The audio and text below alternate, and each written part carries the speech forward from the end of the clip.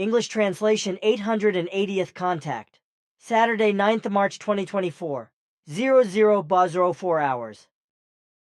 Greetings, dear friend. Ah, I did not realize you had appeared. Greetings also, Ptah, my friend. I do not have eyes on my back, so I did not see you turn up because I was busy looking for things on the computer. I saw that. That is why you were also startled when I approached you, as I saw.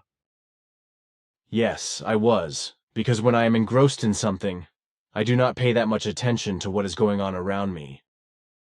So sometimes I am also startled when Eva or someone else comes in, when I am just absent-minded and so absorbed in my work that I am no longer aware of my surroundings. That is understandable. Bermunda and Jana and Florina were here a few minutes ago. They were here for about 1 to 2 hours. 2 days ago we also saw Quetzal, who does not show up every day because he's busy with, but he still comes to see me, and we can have good conversations together. He is correct in his eagerness to learn, which is why I also write a lot of things down for him, which he constantly pulls from the computer that he has programmed for this purpose. All 4 of them are now on the ward and come round frequently. I am aware of that, and you are more than just a teacher and father-friend to them, teaching them creation energy teaching, as you are also able to convey a great deal to them in conversation. Quetzal is also equally thought-orientated in this regard. Yes, what can I say? Let us leave that. Then so be it, I understand. Good. What I want to say is that ghostly things happened again with me. Because on Sunday the 3rd of March, I went away from the office to the kitchen, locking the door of Eva's and my offices, of course, which was still the case when I returned. Eva herself was busy in the kitchen with Selena, so nobody could get in or out.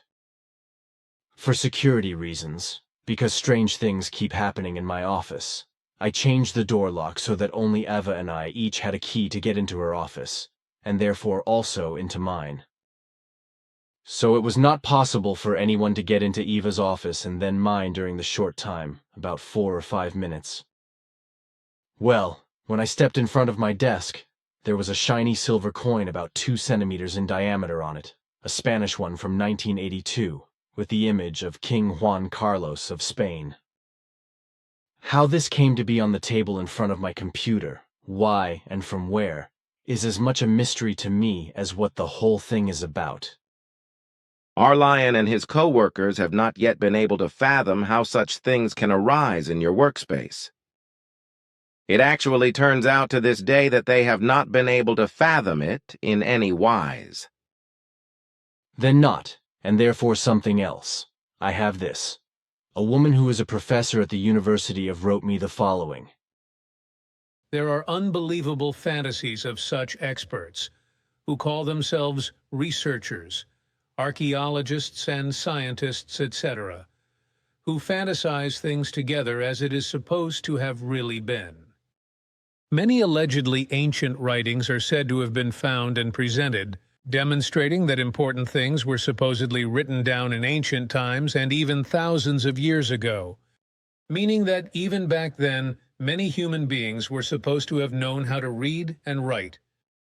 But this corresponds to nothing more than a lie, because there were very few and learned human beings who were capable of the art of writing and reading, and it was such that this was really a rarity and reserved for more highly educated human beings. It was not until about 5,000 years ago that the first written letters were created, as was also the deception of forgers, which emerged in much later times of reading and writing, when simpler people became knowledgeable and capable of writing and reading, whereby they forged many things for whatever reason. For example, out of self-importance, for the sake of profit, for the sake of faith, for the sake of being great, for the sake of deception or as a joke, etc., ancient writings were forged. Ancient writings have been falsified by simply rewriting them and adding many things to them, just as something has also been concocted from hearsay or simply from pure imagination, which for a long time, or even until now, has been regarded as genuine tradition or as an original copy. Although everything corresponds to nothing more than crude forgeries, such as the Bible and the Quran, etc. This is only a part, for there is still more which I do not wish to openly mention and omit when I recall and write down our conversation. But I want to read the whole letter to you because This is really appropriate for it to become public knowledge, which is why I advise that you read this. I do that anyway, because I do not want persons to get into trouble for giving me facts and writing other things that are not suitable for publicity, because only by not naming it can evil be prevented. However, as far as falsification is concerned, In this respect, I am orientated. As a result of various other researches, I am aware that there were forgeries of books in ancient times, and this continues again and again right up to the present day. As a result of the falsification of oral traditions, works of falsification have been produced since time immemorial, which today form the basis of religions, for example. I know that. Mainly and indeed in the Christian religion, it is the Bible, and in Islam the Quran, as Mrs. However, these forgeries do not in any wise constitute an education or a formation of consciousness, but rather an effective stultification of consciousness, and a delusion of faith that suppresses and stifles all normal, healthy, and logical thinking. I would like to say a few more things about this, namely that neither specialized education, school education, vocational training, higher education, mathematics education or religious education, nor any other kind of education in the sciences or other fields of knowledge, etc., contributes to the formation of true logic, understanding and reason, and to the development of a true ability to think.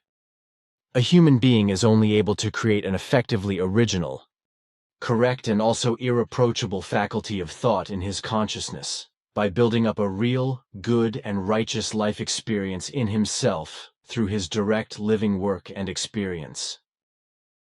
Fantasy writings, forged books, and other forgeries cannot contribute to this, especially not the Bible and the Quran. These are based on fanciful, truth-twisted oral traditions that were first written down in small parts well over 160 years after Emmanuel had died long before in Srinagar.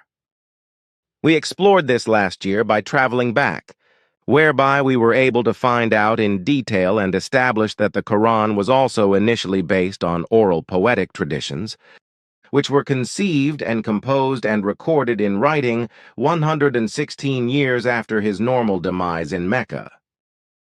The truth is that neither Emmanuel's nor Muhammad's work and teachings were recorded in writing during their time of work and life, which you are well aware of. Of course, but I was not so well informed about the origins of the Bible and the Quran. Asket and your daughter Simyase were also not fully orientated about how, when, and where everything began. But I did not know that you had got to the bottom of it all, because neither you nor anyone else told me anything about it. You should also not be burdened with this anymore, because you really do have a lot of work to do, which is why we have also decided that you should not retrieve and write down our conversations every time we visit, which should be restricted even more in future. The immeasurably valuable work you do for us alone is much more valuable than all our conversations with you, because they do not contain and bring up the teaching material you prepare for us. That holds you back too. It does, but We do not have to discuss that any further, because the panel has taken up the matter and decided that the making of the teaching material is much more significant and also of importance, whereas putting our conversations in writing is probably of importance, but not. I understand that, but It is so decided by the committee. Of course, it is not an order. Wisdom protect us from such actions, but it is urgent that you also— you should not worry about that. So be it then. But since you are already citing the panel in the conversation, I want to ask if they have already said anything regarding what I asked? It has indeed, and its advice is that— That is good. So I can tell Bernadette, and she can tell all the passive members what is good and pleasant. But the letter from Mrs. I have to say that if I remember correctly what Sfath said, the original height of the pyramid was 149 meters, and about 50 or 70 centimeters, or around 150 meters high. That was correct, was it not? That is what Sfath told me, so now I also told her. That is probably true, which I cannot judge for sure. Good. Then she also asks here that she has heard that I have traveled with Sfath all over the world, and also in the waters of the seas, and have seen many things. But I wonder whether I should say anything at all about this. Because here she also asks about the Mariana Trench, then hear about, and much more. What do you think? There are some things you should probably tell, and besides, I am also interested. That you were also often traveling all over Earth with my daughters Simya, Se, and Asket, as well as alone. That was certainly completely different when you were taught by my father Sfath, and you saw and experienced much more than later alone, or together with Simya, Se, or Asket. That is true, but where should I start? Simply with what comes up in your memory. The seas come to mind, which I have some explaining to do, though, which Sfath taught me. Oceans and all the waters of Earth are so full of living creatures that Earthlings cannot imagine. All life on Earth has arisen, that is to say, emerged from the seas and other bodies of water. But the seeds for it came from outer space, namely from asteroids, etc., that crashed onto Earth in primeval times. As a result, life first developed in the water, which then spread to the land, both on the surface and also underground and in interstitial spaces, that is to say, in caves, etc., and in many millions of different ways, from the smallest to the largest of all genera and species. Genera, that is to say, the genus is, which should also be explained, the basic species, that is to say, the basic population, that is to say, the first substance, that is to say, the first member, that is to say, the main form, or basic form of a being, a thing, or an idea, etc. Forms evolving and changing from the genus, and deviating from the basic form, or the first member, or the first substance, no longer correspond to the original genus, that is to say, no longer to the first member, etc., but to a subform of the genus, that is to say, a subgenus, which is however called art. Compared to the pure genus from which the ART has emerged, the ART usually has an externally altered visible form, meaning that its appearance differs somewhat or even strongly from the genus. The ART also exhibits a slightly or strongly altered behavior compared to the genus from which it emerged, naturally or through conscious breeding, depending on how the ART is formed or shaped. The species has a recognizable structure and/or a certain structure of something, but this can be passed on to the deviating species. For example, in human beings, the skin color, language, artistic ability, musical urge, talents and abilities, external appearance, as well as the ability to represent something, etc. This is actually what I presuppose. That is actually what I have to say before I say anything about what Mrs. Well, together with Sfath, I have been able to observe a great deal in the various depths of the seas, and so I have seen not only many thousands of different life forms, but also movements of the earth, that is to say, the seabed, and even formations that grew up from the bottom, like stalactite formations in caves on the earth above. I have also been able to observe various underwater volcanoes, as well as small vents deep in the oceans, which let up intermittent black smoke, which I once mentioned back in the 1970s because someone asked what was happening in the oceans. What I can now say in answer to Mrs. questions is that I no longer know where I have been with Sfath, but I do remember, for example, various creatures that exist even in the depths of the Mariana Trench and that I have seen, such as a small, white, strange fish measuring about 20 to 30 centimeters, as well as various smaller and smaller creatures that I can no longer classify by the name Sfath gave them. He called one creature Mirkukum or sea cucumber, which I remember because I could not understand what a cucumber cucumber had to do with a sea creature. And if I should now tell Mrs. A few more things. We saw large amphipods that measured about 30 centimeters, as well as giant jellyfish whose heads were a good 170 centimeters in size, and whose long arms were about 15 meters long. The longest thing we saw was a giant creature of the same kind with arms about 120 meters long. We also saw giant squid, as well as giant shrimps that were around 40 centimeters long. I particularly remember seeing lots of giant creatures around the Antarctic, like a giant octopus that Svath said was about 22 meters long. In other places, we also saw spiders, aquatic spiders, running around deep on the seabed, just as we saw various sharks in the deep sea, but they did not resemble the ones I knew from up in the sea in any wise. What is more, these sharks rummaged around on the seabed, stirred up the seabed, and were really completely alien to me. But they really were shark species. At least that is what Svath said, and he insisted that they really were shark species, although there were also 3 of them with huge mouths, and one that looked like a meat ram to me. The smallest ones were only about 1 meter in size, while the larger ones measured a good 6 and even up to 8 meters. There were some that Svath said were remnants from the time of the dinosaurs, such as a strange shark that looked like a kind of snake, but jagged all over its body with a fanged mouth. This, while various others we saw 5 species, if I remember correctly, were completely unknown to me, because at that time in the 1940s, I did not even know that there were such sharks in the deep sea, other than the ones I had heard about from Bruno Nick, who was interested in sharks and also other marine life.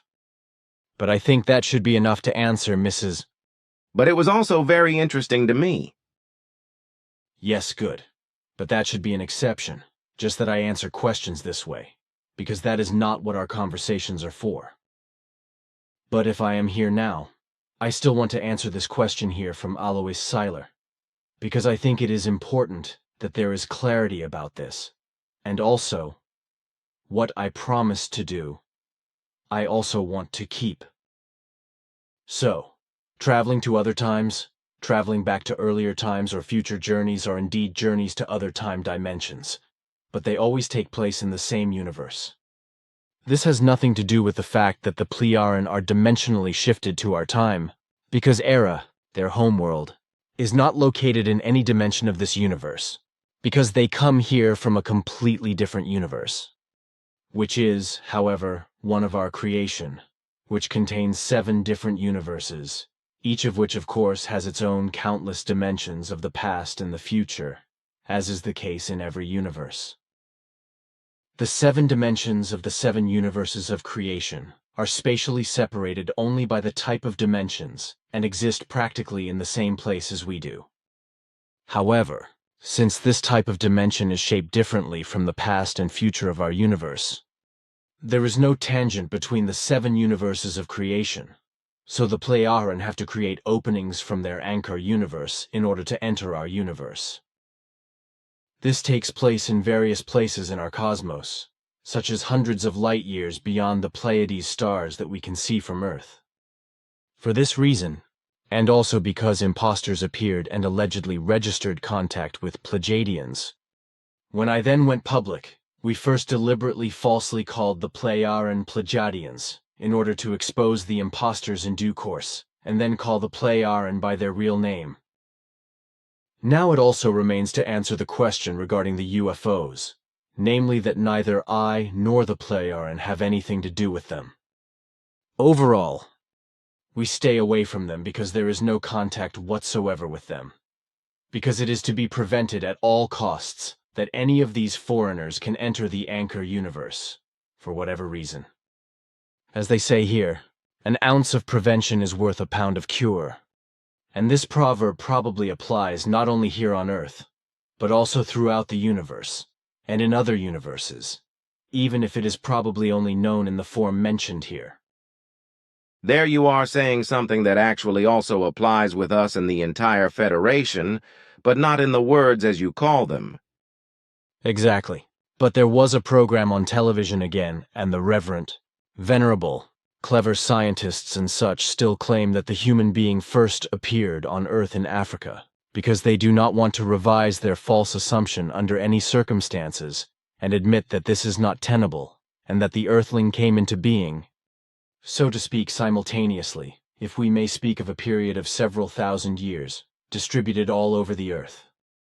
In other words, in or on all the continents that existed at that time, and made the Earth look completely different from what it is today, and how this will be the case when the supposedly knowledgeable simply do not want to deviate from erroneous assertions that correspond to nothing more than assumptions, and do not want to turn to the truth, because they are afraid that a jewel will fall out of their crown. But it has been said since time immemorial, the world wants to be deceived, especially by the so-called scientists of antiquity research in every field, who have been passing on their fanciful assumptions as fact to humanity since time immemorial, who simply believe the lies, deceptions, assumptions, and false claims and cannot verify them. Scientists are not only lying and deceiving in this wise, but also with regard to CO2, because the greats responsible for this only ever talk about the exhaust gases from cars, machines, chimneys and vents, etc. being the main cause of these toxic gases. But the fact that the whole of humanity and the enormous masses of livestock it considers to be food are the main cause of the immense amounts of CO2 emissions is simply swept under the carpet. CO2 is the direct Earth's humanity's waste, which, along with cars and machines of all kinds, contributes to polluting the air, soil, water, trees, and plants of all kinds and species, and causing climate change.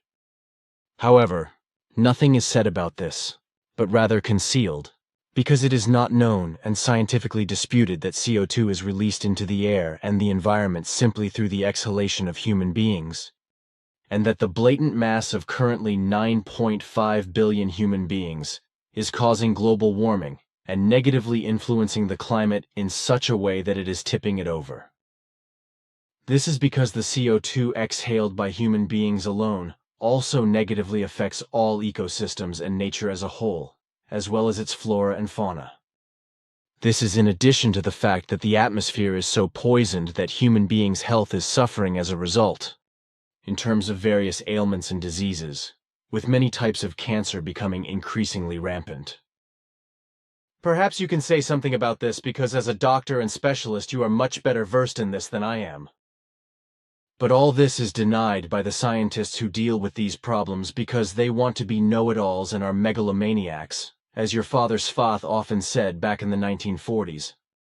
For us Plearen, it has been clearly proven that the emergence of various diseases among Earth's humanity, especially various types of cancer, as well as the earthly climate change, is a very clear proof of anthropogenic nature. So also the whole increase of carbon in the atmosphere is solely man-made. The fact that humanity itself, with its current mass of around 9.5 billion, produces a great deal of CO2 and releases it into the atmosphere through exhalation, is a factor that is wisely concealed. When climate change and the rampant environmental pollution are discussed in general, and in particular with regard to the rampant CO2 alone, the truth is deliberately concealed by the scientists who effectively deal with it, out of fear, cowardice, or ignorance. The truth is that, for the most part, Earth's humanity itself produces immeasurable masses of CO2 as a result of its immense mass and the keeping of scandalous legions of animals and animals for slaughter, etc., and this is being concealed from the world's population. The fact that these masses of CO2 not only damage the climate, but also all ecosystems and the entire natural world with all its fauna and flora, is being concealed. Earth's humanity as a whole is also being misled and deceived about all that is evil, bad, destructive, and exterminating with regard to the effects of CO2, which is produced by human beings themselves and by their attitude towards slaughtering living creatures. It is not made plausible to Earth's humanity that they themselves produce several kilograms of CO2 per day with their exhalation and release this into the atmosphere, depending on how they exert themselves physically. So exhaling produces a respectable amount of CO2, which can be measured depending on the activity and body weight of the human being, and which, contrary to the consistently false scientific lie claims, which I am aware of and which you justifiably call reverent and clever, with a strange undertone with regard to science, is either based on deliberately invented fantasy lies and fraud or on inadequate apparatus records. The truth corresponds to the fact that the exhaled CO2 of human beings contributes greatly to detrimental climate change as a result of the sheer mass of Earth's humanity and in connection with the evil excess bastardization of animals, creatures, and all kinds of other life forms for the purpose of feeding human beings with meat. And that what happens in the process is that all these life forms are also kept in sheer masses under terrifying conditions in such a way that they have to literally languish in agony, are treated in a more than just undignified, agonizing, and rough manner, and even die miserably. Perish and croak. Yes, so you say in each case? This has degenerated overall to such an extent that it cannot be described in words. Yes, you are more than right, because even a nature primitive, that is to say a so-called savage, a nature person, would never do such a thing. On the contrary, the so-called civilized do it because they have never learned and grasped the value of life, whereby this value applies not only to the life of human beings, but to every life form of every genus and species. The earthling is still so lowly intelligent and simple-minded that he speaks of all living beings only as animals, and is unable to categorize them into their genera and species, and to name them according to their genus or species. He apparently does not understand that the term animal only applies to mammals, but creatures are to be named according to their genus or species, for example, turtles, snakes, vipers, chickens, turkeys, birds, eagles, or insects according to their genus or species, for example, mosquitoes, tiger mosquitoes, hornets, or bees, according to their genus and species, etc. In this respect, Earth's humanity is unfortunately lacking in education, as a result of which its linguistic adequacy is also extremely poor. But we are deviating from the topic we are talking about. So it should be mentioned that everything is like this. Although those irresponsible scientists who deal with CO2 are mendaciously lying to humanity with false information, thereby making themselves complicit in all the damage, destruction, and extinction of the entire ecosystem, nature, and its fauna and flora. And this is to be called criminal. Also, when neither the necessary insight, knowledge, nor the necessary apparatus are available, and the assumptions are only based on presumptions. Because when an assumption is spread, it corresponds to a presumption that is falsely considered to be the truth. But this corresponds to a lie and a fraud. The exhalation of human beings is probably part of the natural carbon cycle.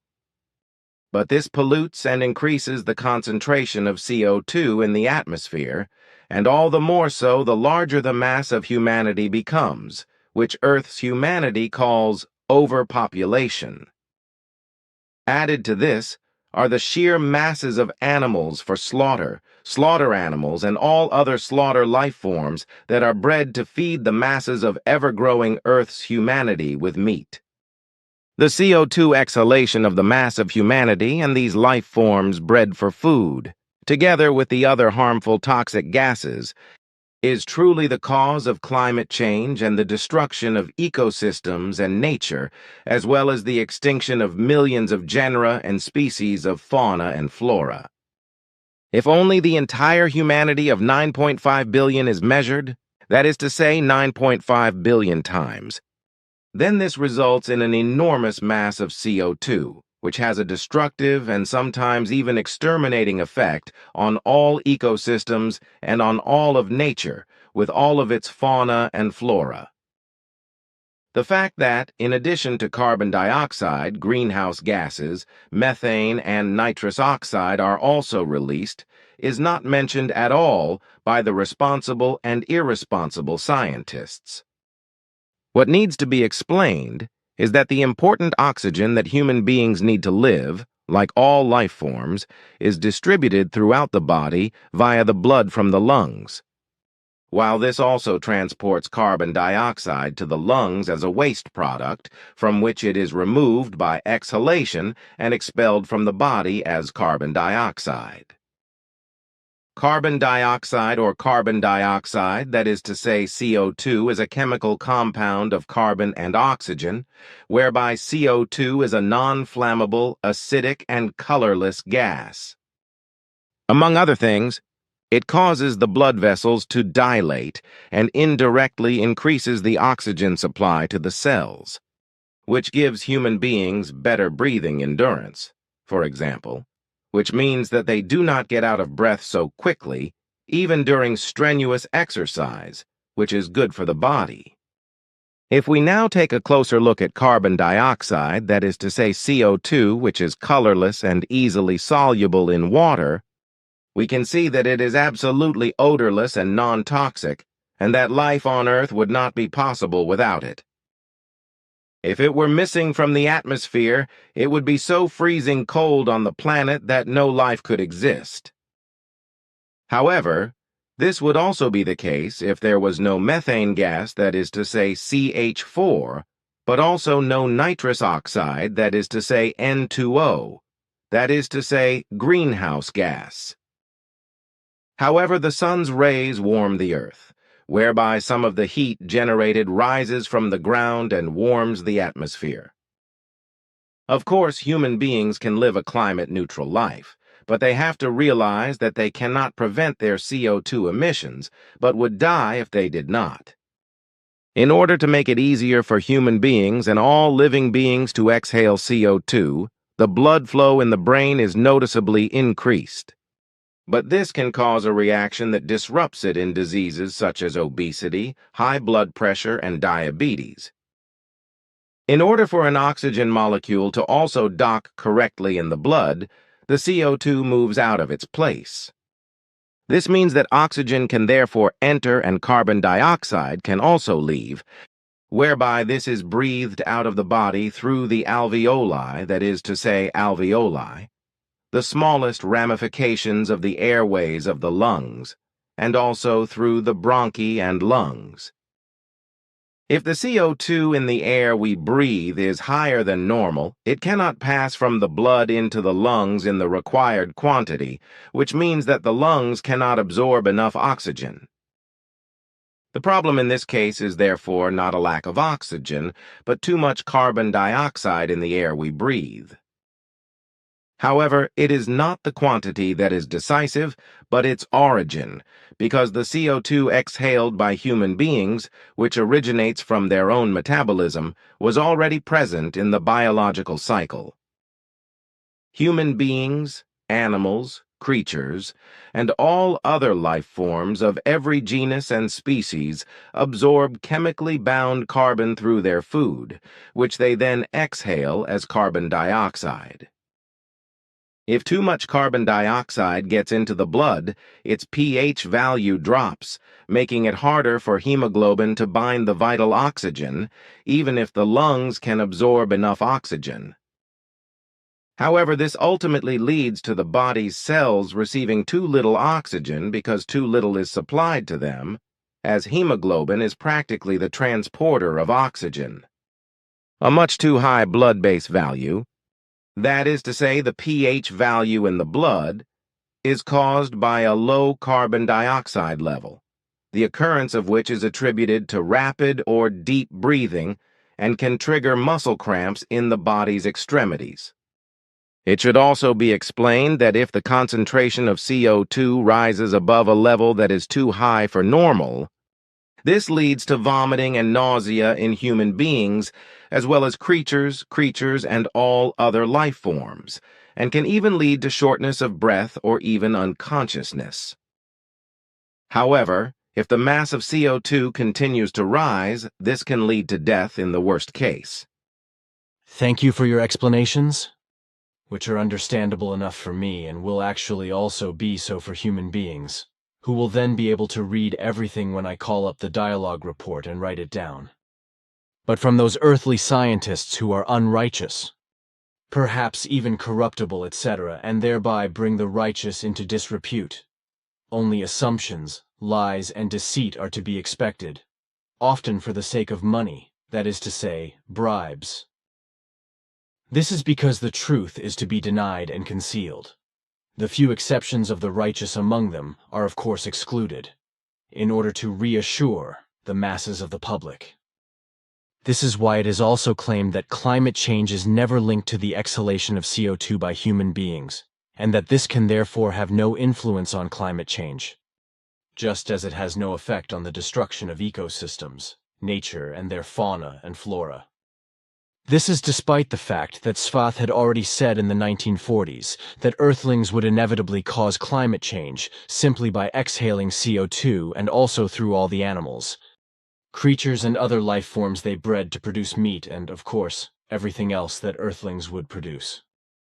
However, as Svath said at the time, this is denied by the majority of the alleged experts, and so fraudulently denied that, as a result, the population of Earthlings will inevitably increase by the billions very quickly and in such a way that there will no longer be an iota of opportunity to stop its rapid growth.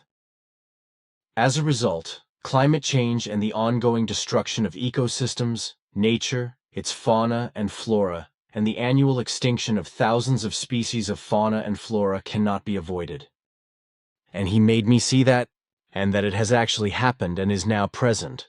But all this is denied and trivialized, and consequently, nothing is also done to stop overpopulation and to bring humanity on Earth back to a normal planetary level of just 500 million human beings, while also putting an end to the excessive breeding of animals, creatures, and other living beings for meat. A total worldwide birth stop would be urgently needed, controlled by governments, because this alone would allow ecosystems and nature and its fauna and flora to slowly recover over the centuries and then also regenerate again in 2 or 3 millennia.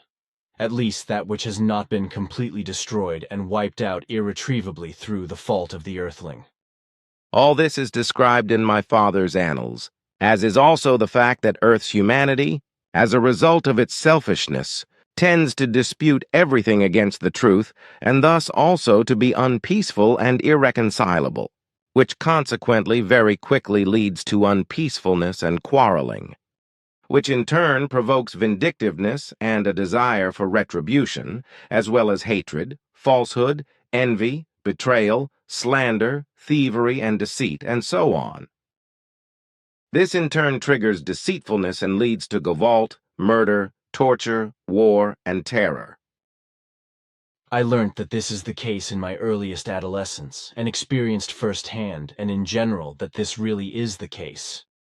It is very difficult or even impossible to defend oneself against it, especially when it is directed from above. For example, by superiors, authorities and governments, that is to say their representatives, but also by sectarians and security forces, etc. An ordinary citizen is completely helpless against it. An ordinary citizen is completely helpless and powerless in comparison, so they simply have to kowtow, so to speak. But let us not talk about that any further, because we were talking about climate change and CO2, and I'm wondering what you and have to say about that or in connection with it? Good. I can explain the following on that. A recent review of our scientific work in this regard has shown that the concurrence of climate change and its causation by Earth's humanity's abnormal CO2 production, and all the machinations caused by it in terms of the degradation of the atmosphere by CO2 and other gases, has resulted in a destructive malaise that is not only having a negative and even destructive effect on the planet itself and on all ecosystems and nature, but even extremely destructive, as well as also extensively eradicating fauna and flora. Clearly and undoubtedly, the whole thing is anthropogenic, 100%. A very large proportion of all CO2 emissions resulted from the exhalation of the entire Earth's humanity and the sheer masses of animals bred for slaughter. Slaughtered animals and also other slaughtered creatures. This is in addition to all the many achievements that Earth's humanity has also brought forth, which release pollutants of all kinds and many harmful gases, but especially CO2, into the atmosphere.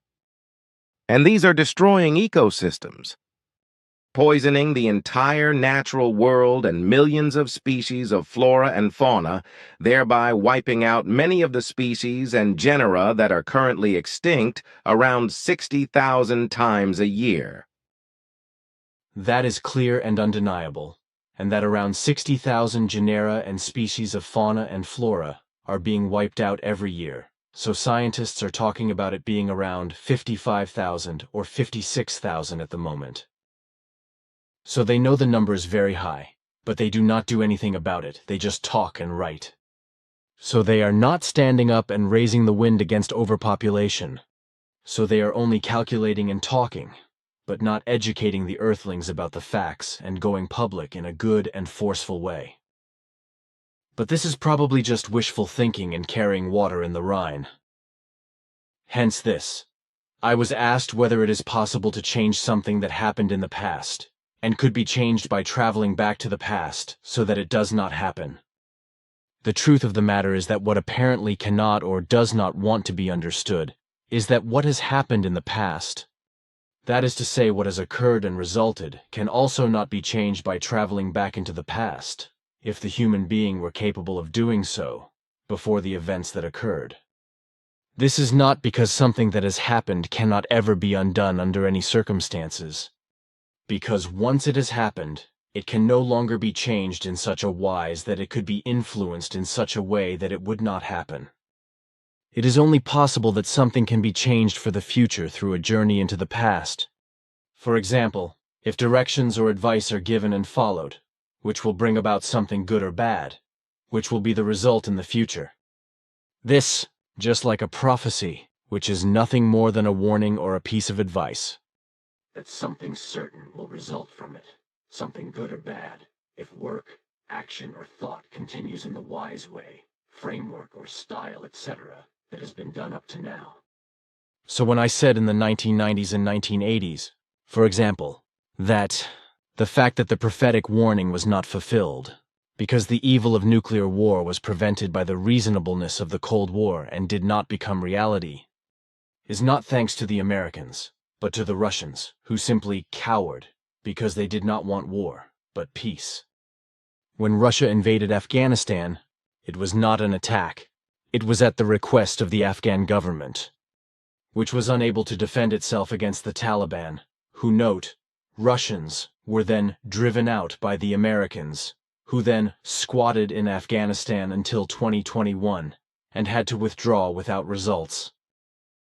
The Americans continued with their hegemonic mania with wars, etc., in contrast to Russia.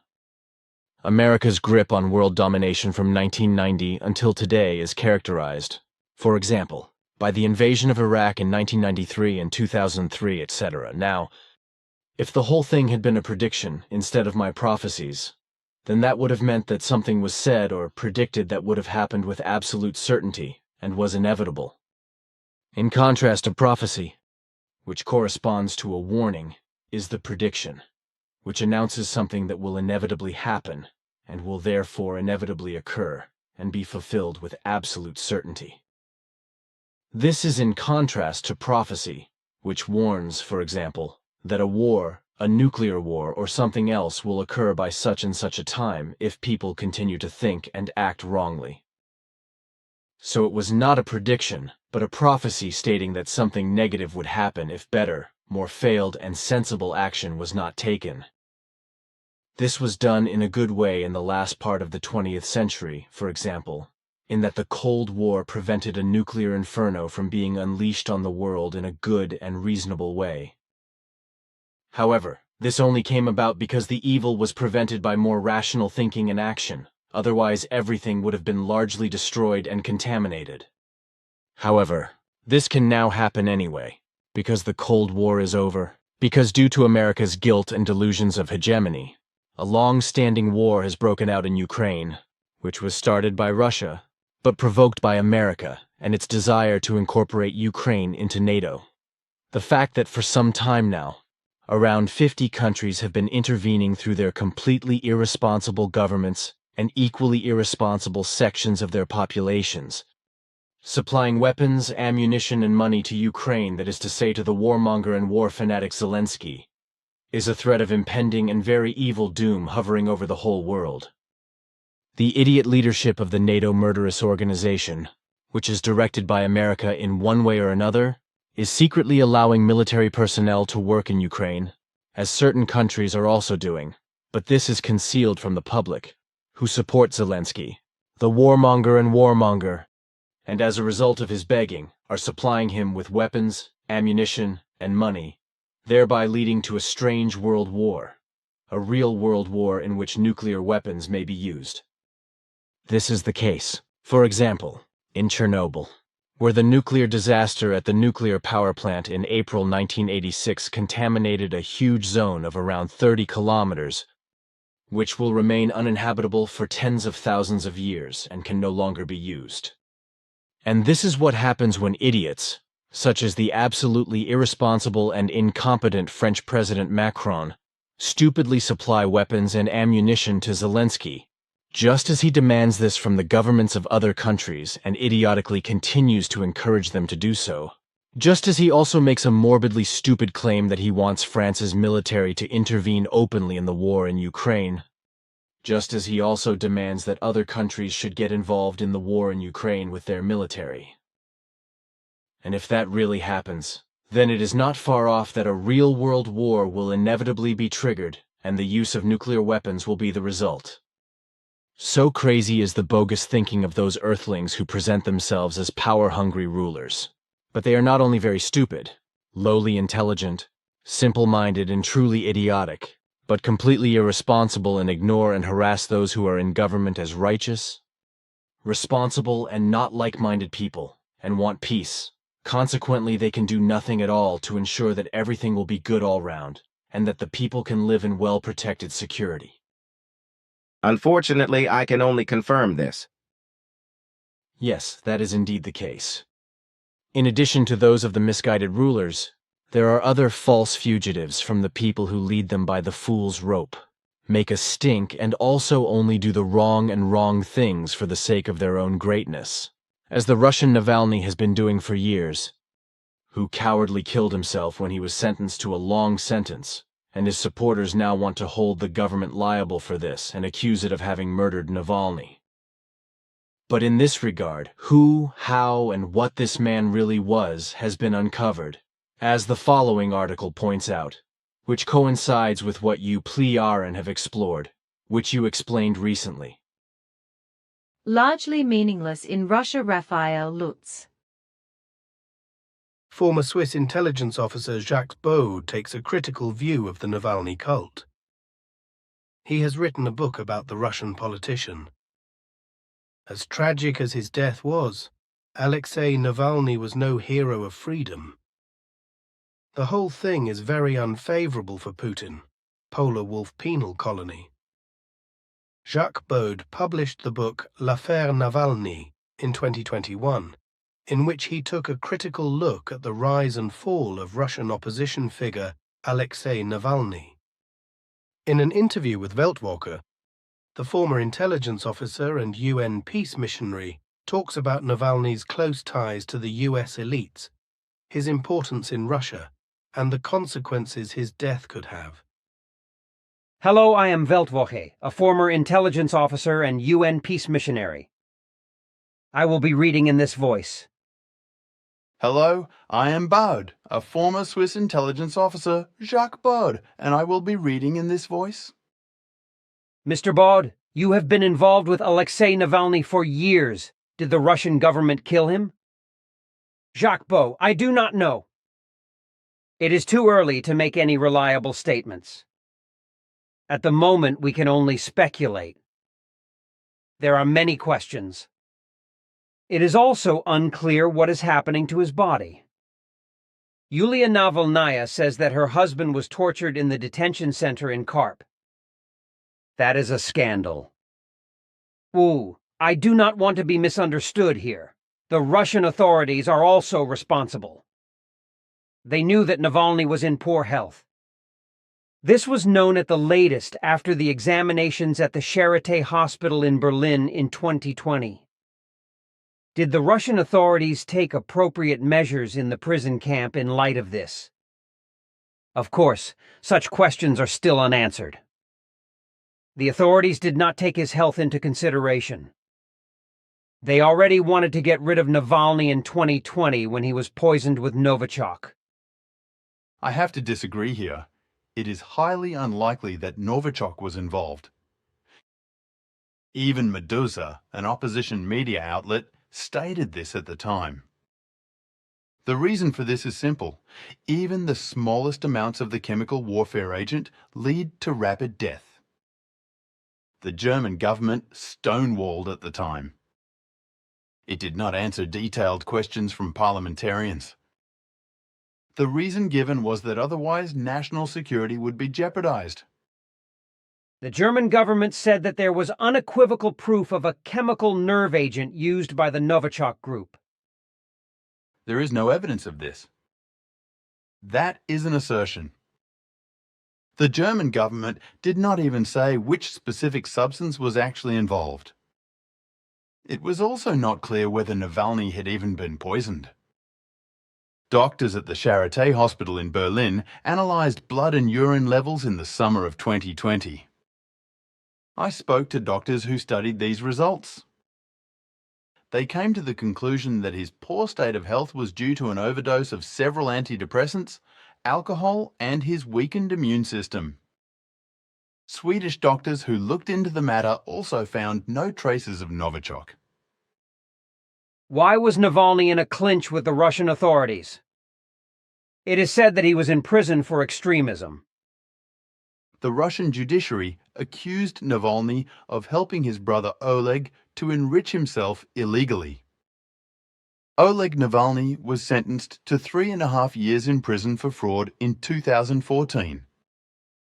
He was a senior employee at the Russian Post Sorting Center in Podolsk who had arranged deals with the cosmetics company Yves Rocher. He persuaded the French company to use the services of the private logistics company Glavpodpiska GPA for transport services. This company belonged to the Navalny family. Alexei received a suspended sentence of 3.5 years as an accomplice. Why did Navalny also end up behind bars later? He had violated the terms of his probation. His probation was extended several times because he repeatedly appealed against his sentence. The probation period ended at the end of 2020, until which time he was obliged to report to the Russian prison authorities twice a month. He was also not allowed to leave Russia. Because he did not fulfill this obligation, he was arrested. In the West, Navalny has always been portrayed as Putin's main opponent. That does not correspond to reality. How could he also have complied with this?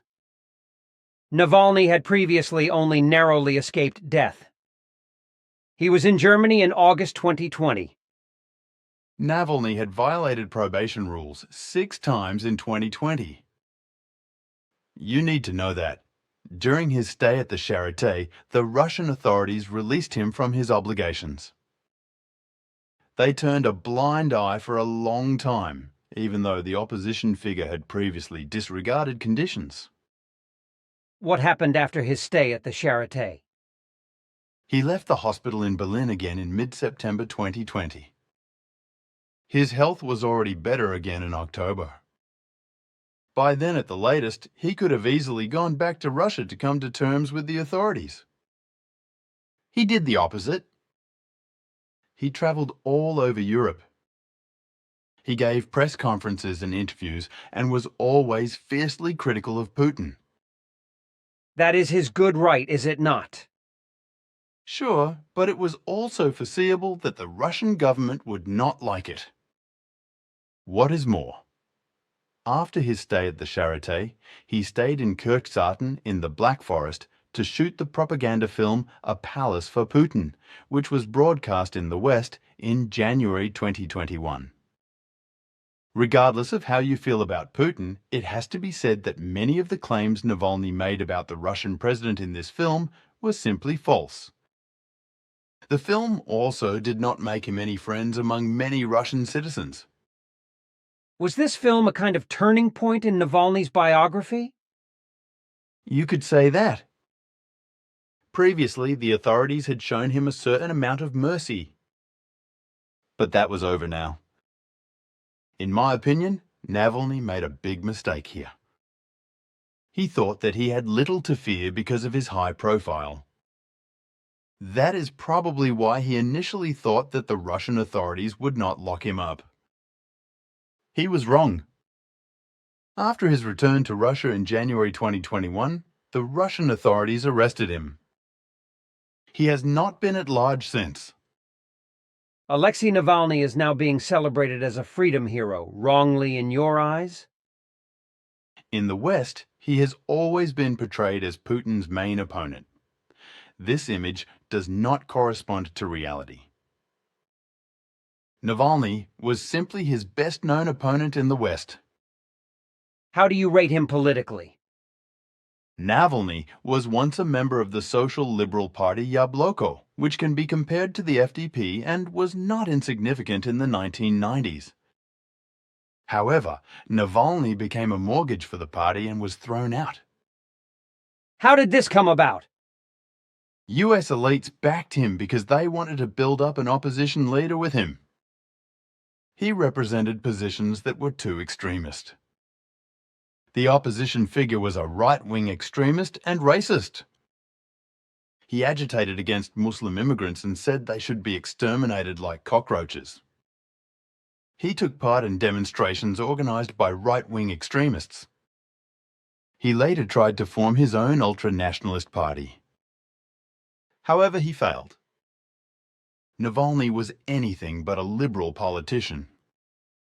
It is also interesting to note that Navalny has always taken positions on Ukraine that many of his Western fans condemn. He said that Crimea should never be given back to Ukraine. Why is Navalny still romanticized in the West today? Was he seen in Washington in a similar way to Juan Guaido?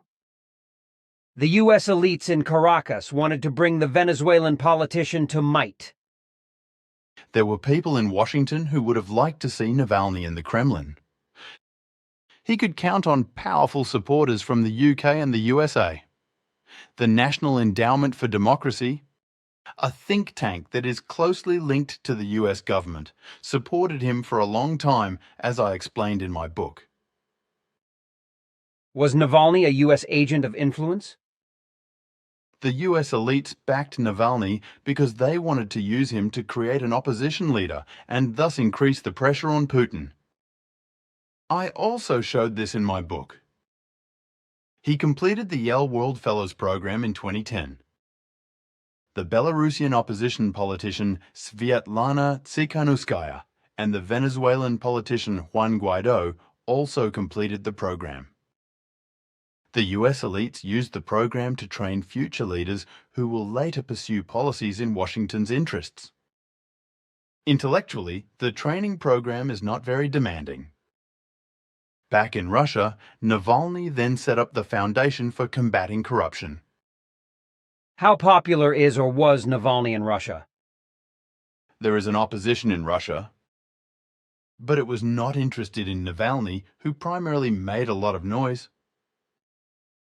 Navalny always did badly in polls on the popularity of Russian politicians.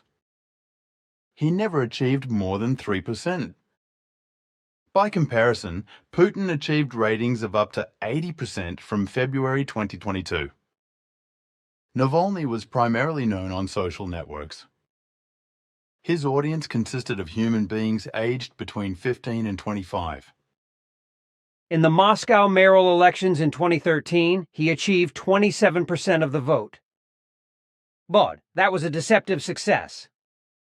It did not express a preference for Navalny, but merely a rejection of the then incumbent mayor of Moscow. The Putin regime has also always put obstacles in his way. The fact that Navalny was never able to gain a foothold in Russian politics was due to a lack of support. He repeatedly failed to collect the signatures required to be authorized to stand as a candidate. He was well known in Moscow and possibly also in St. Petersburg. Otherwise, he was largely irrelevant in Russia.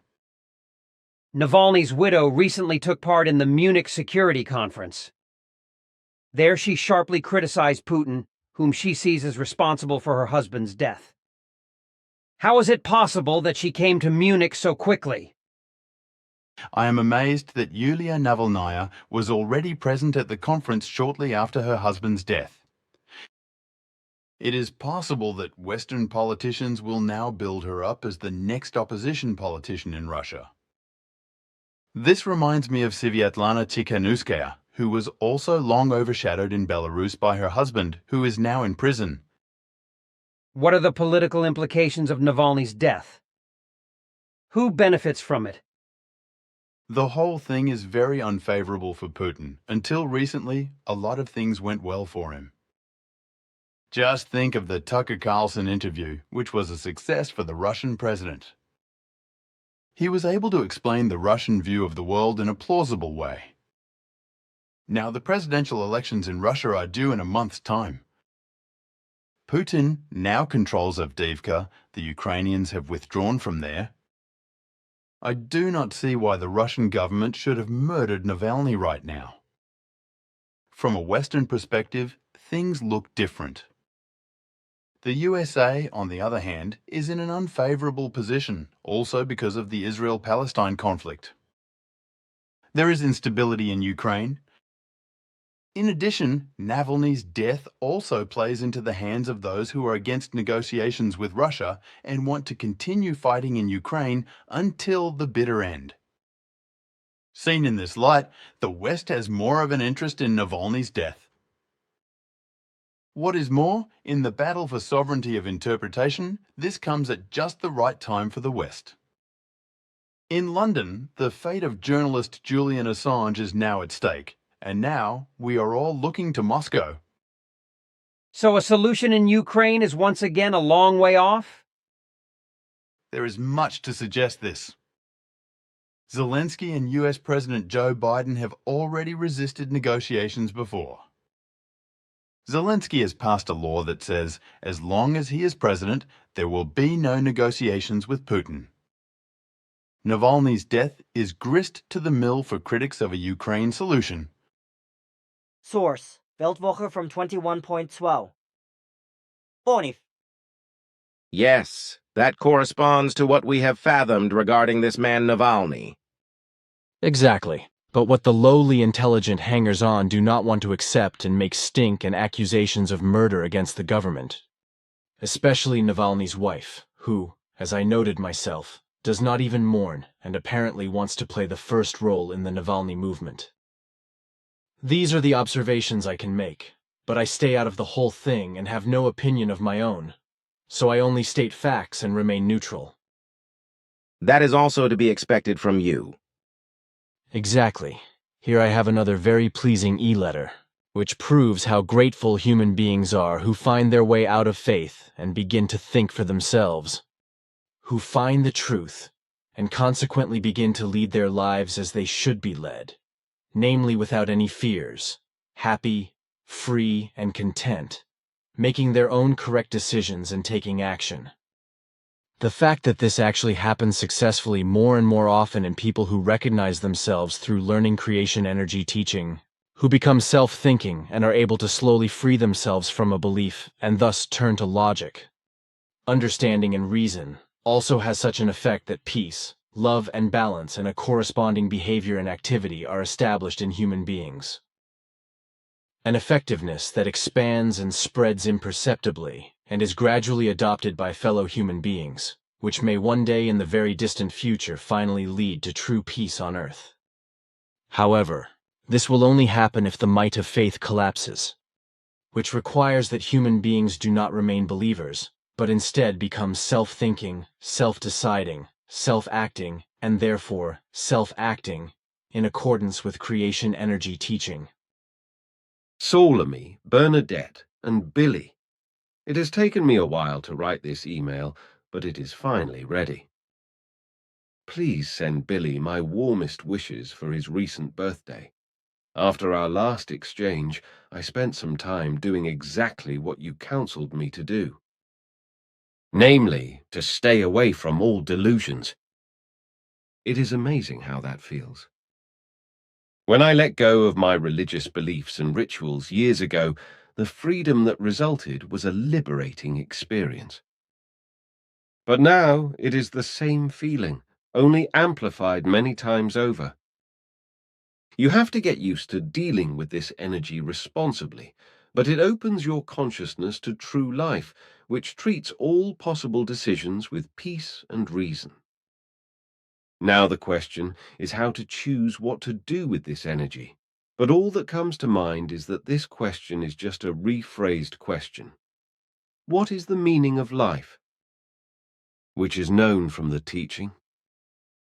This whole process that I and you both have experienced is due to the fact that I listened to my inner voice that guided me and let me learn what I needed.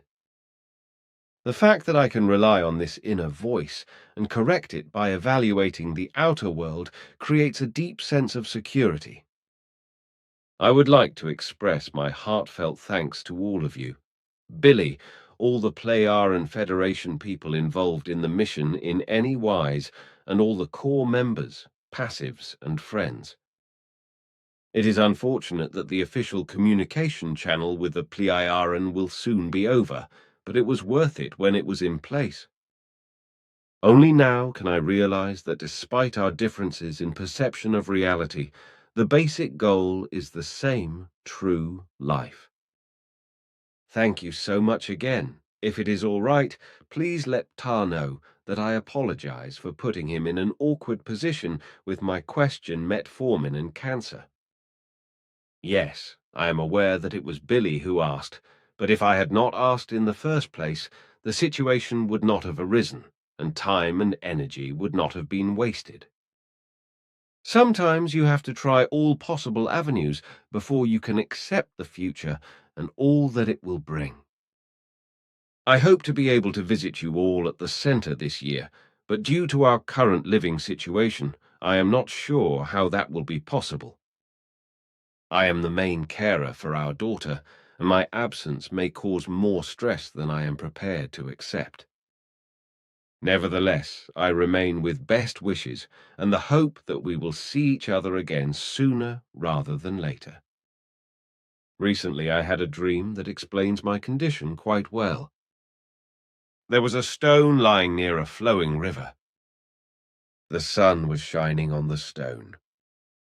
It had a strange pattern, namely that the sides of the stone were dark and the center was light. When inquired about the stone, it was explained that the stone is ancient and the pattern has been there for billions, millions of years, and that the pattern of dark areas is due to human beings leaving their clothes on the side of the stone. It is clear that the stone represents human existence, creational energy, and the river represents becoming and passing away due to its constant change. With love, Adam. Really enjoyable, but we should end our conversation because